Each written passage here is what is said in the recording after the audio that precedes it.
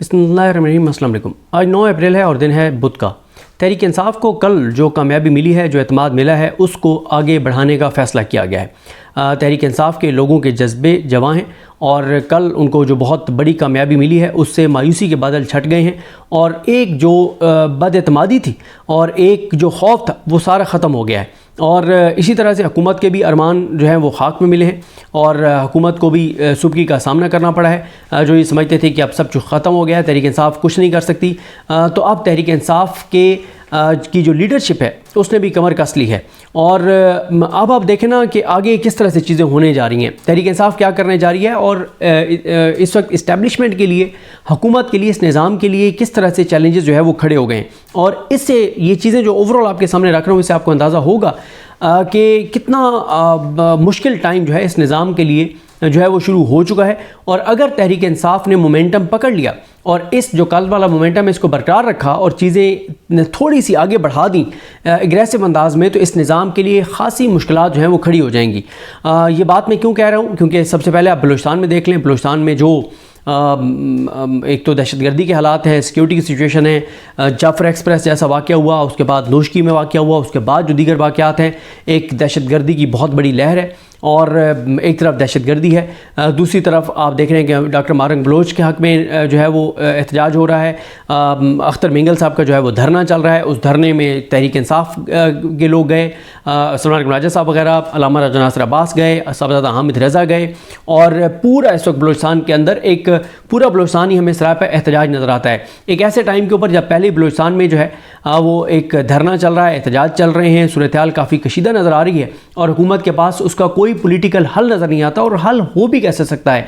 अब सरफराज बुगटी साहब जो फॉर्म 47 के वज़ीर आला हैं, वो कैसे लोग उन पर एतमाद कर सकते हैं, कैसे वो लोगों से बात कर सकते हैं। फिर आप देखें कि जिनको यहाँ पे हमारे यहाँ बड़ा बनाया जाता है, बलूचिस्तान का बनाया जाता है, वो है नहीं, बड़ा बनाया जाता है। सादिक संजरानी साहब, क्या उनके अंदर इस वक्त ये ताकत है कि वो किसी ज़िले के अंदर चले जाएं, बलूचिस्तान के लोगों में जाके और बैठें, लोगों से बात करें? सवाल ही पैदा नहीं होता। अनवरुल्लाह काकड़ साहब निगरान वज़ीर-ए-आज़म बनाया गया, क्या उनके अंदर ये है कि वो लोगों को जाके, बलूचिस्तान के लोगों को फेस कर सकें? कहीं पे जाके किसी चौक चौराहे पे बग़ैर बहुत बड़ी सिक्योरिटी के वो वहाँ पे चाय का कप पी सकें? नहीं हो सकता। काजी फायजी साहब चीफ जस्टिस पाकिस्तान रहा, क्या वो जा सकता है वहाँ लोगों के पास? यहाँ पे तो वो चला गया था, वहाँ पे वो चर्च वाला जब वाक़या हुआ था उधर, तो बलूचिस्तान में वो जा सकता है? नहीं जा सकता। फिर अभी देखें जमाल खान मदोखेल साहब और नईम अख्तर अफगान साहब, हाशिम काकर साहब, ये 3 जज हैं बलूचिस्तान से। काजी फायजी साहब के ये दोस्तों में शुमार होते हैं, उनके ग्रुप में शुमार होते हैं ये तीनों जजेस। क्या इन जजेस इन तीनों को भेज दें तो क्या बलूचिस्तान के 100 लोग भी इन पर एतमाद करने को तैयार हैं कि ये 100 लोगों को कह दें कि हम गारंटी देते हैं नून लीग की, शरीफ ख़ानदान की, शहबाज शरीफ की, कि अब उनकी पॉलिसीज़ आपके साथ ठीक होंगी, आप अभी प्रोटेस्ट ना करें, आप जो है वो टाइम दें इनको? क्या लोग इनको टाइम देने को तैयार हैं, इनकी बात मानने को तैयार हैं? ये जो 3 जज इस वक्त सुप्रीम कोर्ट के अंदर बैठे हुए हैं बलूचिस्तान से, नहीं। तो इसका मतलब यह है कि हमने बलूचिस्तान के अंदर उन लोगों को हमने बड़ा बनाया या आगे लाए जो असल में बलूचिस्तान के नुमाइंदे नहीं हैं, जो जिनको बलूचिस्तान के लोग ऑन नहीं करते कि ये हमारे लोग हैं, ये हमारे बड़े। अच्छा, बलूचिस्तान, हाँ, फिर इस दौरान अभी आपने कल ट्वीट देख लिया महमूद थाना चकजई साहब का, ये जो मिनरल्स वाला मामला है। देखें, मिनरल्स वाला जो मामला है ना, पाकिस्तान तरक्की करे, कौन सा पाकिस्तानी नहीं चाहता? जो भी चीज़ पाकिस्तान के हक़ में हो रही होगी, कौन सा पाकिस्तानी जो उसको सपोर्ट नहीं करना चाहता, जो सपोर्ट नहीं करता, जो खुश नहीं होता, जो नहीं चाहता कि पाकिस्तान के लोगों को रोज़गार मिले। लेकिन मसला यह है कि ये जो मौजूदा हुकूमत है, ये जो निज़ाम है, जो अवाम के वोटों से नहीं आया, लोग इन पर इतनी बदएतमादी करते हैं कि जो बात ये करते हैं लोग उसके अगेंस्ट हो जाते हैं। अगर ये बात दुरुस्त भी हो कि कल जो कॉन्फ्रेंस हुई है वो वाकई बहुत बड़ी कॉन्फ्रेंस थी, वो बहुत बड़ी इन्वेस्टमेंट आ रही थी, लेकिन इनके ऊपर बदएतमादी बहुत ज़्यादा है क्योंकि ये हर चीज़ को खुफिया रखते हैं, ये हर चीज़ में करप्शन करते हैं, हर चीज़ में लूट मार करते हैं, इनके ऊपर लोगों को एतमाद नहीं है। वरना बिल्कुल पूरे पाकिस्तान के लिए खुशी की बात है कि अगर मिनरल्स के मामले में अगर पाकिस्तान में इन्वेस्टमेंट आ रही है तो हर पाकिस्तानी के लिए खुशी की खबर होनी चाहिए। लेकिन मसला क्या है कि इन पर कोई एतमाद करने को तैयार नहीं है। लोगों को लगता है कि डाका डाल रहे हैं, फिर ये झूठ बोलते हैं, ये सच नहीं बताते, ये मुकम्मल तफसीलात नहीं बताते कि कौन सी कंपनीज आ रही हैं, क्या उनके साथ तय हो रहा है, बलूचिस्तान के लोगों को क्या मिलेगा, उस इलाके के लोगों को क्या मिलेगा, कुछ नहीं ये बताते, हर चीज़ को खुफिया रखते हैं। फिर उससे होता क्या है, अब आप देखेंगे कल महमूद थाना चकधरी साहब का बयान है जिसमें उन्होंने मिनरल्स वाले मामले पे कहा है कि हम इसको मुस्तरद करते हैं, हम अदालत में भी जाएंगे, हम ये नहीं होने देंगे। अब आप बताएं जो हालात हैं बलूचिस्तान के, कैसे हम वहाँ से कोई भी इंटरनेशनल फर्म आके वहाँ पे काम कर सकती है। जब तक आप मकामी लोगों को एतमाद नहीं देंगे, उनको एतमाद में लेकर, उनको साथ मिलाकर, और वहाँ पर जो कुछ चल रहा है दहशतगर्दी की सूरत हाल, उसको आप कंट्रोल नहीं करते। ये है बलूचिस्तान के हालात। फिर आप KPK पे आ जाएँ। KPK के अंदर तहरीक इंसाफ जो है वो माहौल गर्म करने जा रही है। 6 को आपने देखा कि जहां निसारा ने इमरान खान कन्वेंशन करवाया, मुराद सईद साहब ने बहुत कामयाब रहा। अब जो है वो 10 को फिर निश्तर हॉल में एक वहाँ पे जो तंजीम है वो वहाँ पे एक कन्वेंशन करने जा रही है। फिर इसी तरह से 10-11 को सबात में भी कन्वेंशन है और मर्दान में भी कन्वेंशन है। और फिर मिनरल वाले मामले पे आपने देखा कि एक बिल वाला जो मामला है जिस पे काफ़ी उसकी जस्टिफिकेशंस भी दी हैं सुहेल खान साहब ने, सुहेल अफरीदी साहब ने, लेकिन लोग जिस तरह से लोगों ने रिएक्ट किया और बदएतमादी है। फिर आप ये देखेंगे कि कल जो मिनरल्स वाली कॉन्फ्रेंस थी उसमें अली अमीन गंडापुर साहब नहीं आए, यानी इतना खौफ है KPK के लोगों का कि वो आए ही नहीं है कल कॉन्फ्रेंस में। तो ये तो हो गए KPK की सूरत हाल। KPK में भी दहशतगर्दी के हालात और सूरत हाल आपके सामने है, और ये कोई ढकी छुपी बात नहीं है, ये एक रियलिटी है कि KPK के बहुत से अजलास हैं जहाँ पे आप मगरिब के बाद नहीं निकल सकते। सूरत हाल बहुत गंभीर है। बॉर्डर सिचुएशन आपके सामने है, हमारे अफगानिस्तान के साथ जो मामला चल रहे हैं वो आपके सामने। फिर आप GB के अंदर देखें, प्रोटेस्ट मुख्तलिफ इशूज़ के ऊपर चल रहे हैं। AJK के अंदर प्रोटेस्ट चल रहे हैं। सिंध के अंदर आप देखें कि सिंध के अंदर जो है वो नहरों वाले मामले पे जितना सख्त प्रोटेस्ट हो रहा है, शायद हमने तो अपनी ज़िंदगी में नहीं देखा कि कभी सिंध के अंदर जो है वो किसी इशू के ऊपर इस हद तक एहतजाज हो रहा हो। और फिर जिस तरह से वहाँ पे रंगे हाथों पकड़े गए आसिफ अली जरदारी, जो उन्होंने मंजूरी दी नहरों की और जो वो नहरों के साथ हैं, नहरों पे काम शुरू हो गए, और अब वो झूठ बोल रहे हैं कि नहीं नहीं ऐसी कोई बात नहीं। वो झूठ बोल रहे हैं, ऐसे ही है जैसे अमेरिका को कहते थे तुम ड्रोन हमले करते रहो और हम मजम्मत करते रहेंगे।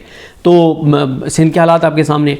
और इसी दौरान फिर पंजाब में आपने देख लिया PTI ने कल जो कर छोड़ा और आगे जो PTI अब एक्टिव होने जा रही है। इसी तरह से मौलाना फजलुर रहमान है, तो वो आप देखेंगे कि वो अपने तौर पे एहतजाजी चीज़ें जो हैं वो शुरू कर रहे हैं, जलसे शुरू कर रहे हैं। MWM PTI के साथ खड़ी है। असम्बलियों के जब भी इजलास होंगे, आज भी मेरे ख्याल असम्बली का इजलास है, उसमें आपको काफ़ी जो है वो एग्रेसिव चीज़ें नज़र आएंगी। और अगर इस दौरान जो जजेज़ हैं, जो आज़ाद जजेज़ हैं, जो अपने हलफ से वफा करने वाले हैं, जैसे सुप्रीम कोर्ट ऑफ पाकिस्तान में मंसूर अली शाह साहब हैं, मुनीब अख्तर साहब हैं, अतर मिनल्ला साहब हैं, शाहिद वहीद साहब हैं, अकील अब्बासी साहब हैं, आयशा मलिक साहबा हैं, या दीगर जो जजेज़ हैं सुप्रीम कोर्ट के अंदर जो अपने हलफ से वफा करने वाले हैं, इस्लामाबाद हाई कोर्ट में जो अपने हलफ से वफा करने वाले हैं, चाहे वो मोहसिन तरकियानी साहब हैं, जहांगीरी साहब हैं, सरदार इजाज़ इसा खान साहब हैं, समर रिफत इम्तियाज़ साहब हैं, बाबर सतार साहब हैं, या लाहौर हाई कोर्ट में शाहिद करीम साहब हैं, आसिम हफीज़ साहब हैं, और एक लंबी लिस्ट है लाहौर हाई कोर्ट में जो आज़ाद जजेज़ हैं जो अपने हलफ से वफा करने वाले हैं। अगर ये तमाम जजेज़ भी एक्टिव हो गए कि ये निज़ाम क्योंकि इतनी जगहों पे फंस गया है चीज़ों में, तो हमें भी थोड़ा सा अपना हिस्सा डालना चाहिए पाकिस्तान के लिए। अगर ये जजेस भी एक्टिव हो गए, ये भी कुछ चीज़ें करने लग गए, तो इस निज़ाम के लिए खासी मुश्किलात जो हैं वो बढ़ जाएंगी फिर। और आप देख लें, आसिफ अली जरदारी हैं तो वो बीमार हुए पड़े हैं, नवाज शरीफ हैं तो वो भी बीमार हो गए हैं, वो भी जा रहे हैं पाकिस्तान से, शहबाज शरीफ भी जा रहे हैं, मरीम नवाज़ भी जा रही हैं, लंदन में उनकी बैठक होनी है, फिर बिलावल भुट्टो जरदारी भी जा रहे हैं। तो इस सारी सूरत हाल में निज़ाम बहुत फंसा हुआ है हर महाज के ऊपर, यानी हर सूबे में हर महाज के ऊपर ये निज़ाम जो है वो फंसा हुआ है। इंटरनेशनली आप देख लें, अमेरिका में जो चीज़ें चल रही हैं वो आपके सामने हैं। तो इसलिए खासा मुश्किल टाइम मुझे तो इस निज़ाम के लिए नज़र आ रहा है। अगर PTI ने कल वाले मोमेंटम को जिस तरह से बरकरार रखने का फैसला किया, अगर वाकई बरकरार रख लेते हैं और एक्टिव हो जाते हैं, तो इस निज़ाम के लिए खासी मुश्किलात होंगी, क्योंकि निज़ाम इस वक्त बहुत ज़्यादा कमज़ोर हो चुका है, बहुत महाजों पर फंस चुका है। काटलिंग वाला ड्रोन हमला आपके सामने है कि पहला ही ड्रोन हमला इस नए फेज़ का हुआ और वही गले पड़ गया, आप नहीं कर पा रहे। मतलब आप अगर कहीं पे कोई दहशतगर्द हो भी तो आपके लिए मुश्किल हो गया ड्रोन मारना, क्योंकि कोलैटरल डैमेज तो होना ही होना है। तो कोलैटरल डैमेज इस वक्त आप अफोर्ड नहीं कर सकते। कौमी इस्लामती कमेटी का इजलास हुआ, उसमें PTI नहीं गई तो आप कोई फैसला भी नहीं कर सके। अब आप एक और कौमी इस्लामती कमेटी का इजलास बुलाना चाह रहे हैं कि PTI जो है खान से मुलाकातें आपने बंद की हुई हैं, उसकी वजह से कल सारा दिन आपको भुगतना पड़ा, और अब जुमेरात को आप मुलाकात नहीं करवाएंगे, फिर मसला होगा। फिर इसी तरह से अदालतों के अंदर कुछ केसेस और टेकअप हो रहे हैं। 14 अप्रैल को एक केस टेकअप हो रहा है सीनियरिटी वाले मामले पे, जस्टिस जोगर वाले मामले पे। तो इसी तरह से अभी खान के बयानात अब कब तक रोकेंगे, खान के बयानात तो आने हैं। तो इसलिए मैं आपको बता रहा हूँ, इन तमाम चीज़ों को आप जहन में रखें कि ये निज़ाम मुश्किल का शिकार हो चुका है, बहुत कमज़ोर है, इस हुकूमत की क्रेडिबिलिटी नहीं है। ये जो बात करते हैं लोग उसके मुखालिफ सोचते हैं। ये वो हुकूमत है कि अगर दिन दिहाड़े गर्मियाँ आ गई हैं और सूरज बिल्कुल ऊपर हो और पूरी आबोताब से सूरज जो है वो तपिश बरसा रहा हो और शहबाज शरीफ साहब आकर कहें कि आज तो बहुत धूप है, आज तो बहुत गर्मी है, और इस वक्त तो हम दिन दिहाड़े ये बात कर रहे हैं, अगर शहबाज शरीफ बाहर आकर ये बात करें तो 90% पाकिस्तान एक बार बाहर निकल के देखेगा। जो अगर टीवी पे अगर कुछ सुन रहे होंगे कि शहबाज शरीफ ने ये बात किया है, वो बाहर निकल के देखेंगे कि वाकई दिन है। यानी 90% लोग शहबाज शरीफ को सुन के ये भी एतमाद नहीं करेंगे कि दिन का टाइम है और सूरज आग बरसा रहा है। 90% पाकिस्तान के लोग ये एतमाद नहीं करेंगे। एक बार वो कमरों से निकल के देखेंगे, खिड़की से पर्दा हटा के देखेंगे कि वाकई दिन है। वो इस हद तक बदएतमादी है इस हुकूमत के हवाले से और इस ख़ानदान के हवाले से। इतनी लोग इनसे जो है वो नफ़रत करते हैं। और तो इसलिए मुझे चीज़ें इस निज़ाम के लिए मुश्किल नज़र आ रही हैं। PTI और भी कुछ चीज़ें करने जा रही है, पार्टी नज़म के हवाले से सख्त फैसले करने जा रही है। जिस तरह सलीम बिन गंडापुर साहब ने बयान दिए जो गैर ज़रूरी थे, और उसके ऊपर कुछ चीज़ें होने जा रही हैं। इमरान खान साहब के इतलात हैं, कुछ सख्त पैगामात आए हैं, वो चीज़ें हो जाएंगी। फिर अब मुलाकातें, जो कभी कोई भी जाके इमरान खान से मुलाकातें कर लेता था और जिनको मिलना चाहिए था वो नहीं मिल पाते थे, वो चीज़ें भी अब कंट्रोल हो जाएंगी। और इस निज़ाम के कल इस हुकूमत के उसान तो ख़ता हुए हैं। अब बताया जा रहा है कि उन पुलिस एहलकारों और ज़िम्मेदारान के ख़िलाफ़ कार्रवाइयाँ की जा रही हैं जो कल लोगों को वहाँ आने में रोकने में नाकाम हुए। जो PTI के इंपॉर्टेंट लोग थे उनको क्यों नहीं रोक पाए, उनके ख़िलाफ़ कार्रवाइयाँ, उनकी इंक्वायरियाँ, उनके ख़िलाफ़ चीज़ें। तो चीज़ें इस निज़ाम के लिए ख़ासी मुश्किल हो रही हैं। जैसे मैंने शुरू जहाँ से किया था कि PTI के जो बहुत से लोग हैं उन्होंने कमर कस ली है और लगता यह है कि माहौल बहुत ज़्यादा गर्म होगा।